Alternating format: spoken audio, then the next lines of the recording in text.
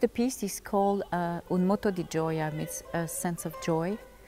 And definitely that piece, the music, the movement, have a sense of joy.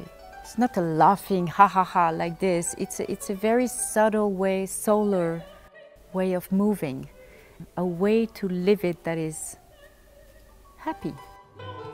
In Mozart concert arias, there's a real light atmosphere surrounding it.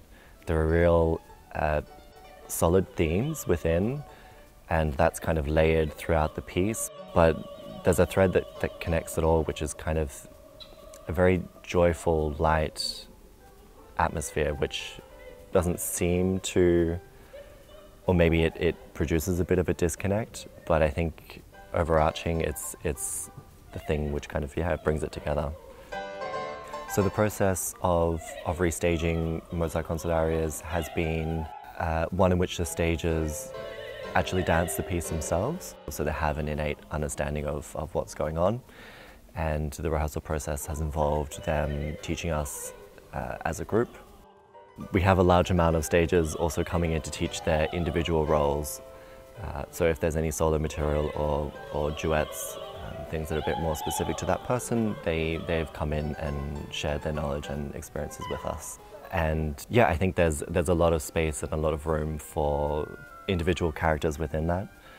There are some that are set a bit more than others. Like there's a girl who has to act hysterically and cry throughout the whole time. So yeah, it's within limits. She obviously has to produce this crying sound, but the way that she gets there, the way that she brings her own voice to that is obviously up to her.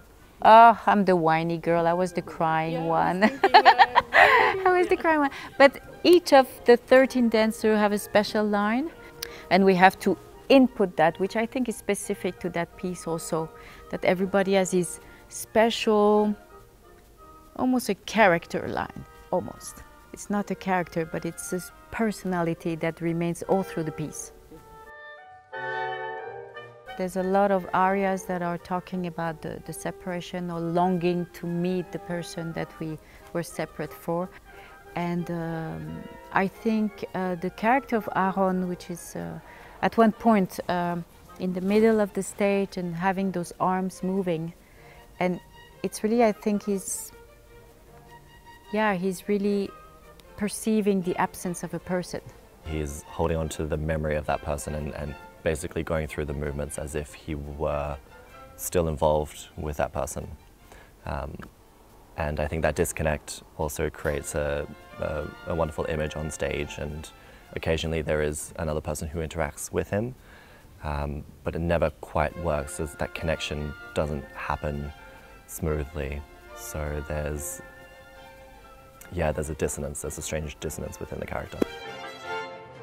I think they're a very versatile company. I think they are a repertoire company, so they go through a lot of styles. And therefore they really learn like this. I mean, they learn quickly. But my work and the work of the other stagers are to really teach that specificity that Rosas has, is with the way to phrase the movement. There's an architecture of breathing through the movement that is, I think, specific. We teach the movement and it becomes contemporary. And my biggest challenge would be that I'm not, the person, for instance, who does my role shouldn't compare herself with me. Once the work is done, she should be free of me, in a way.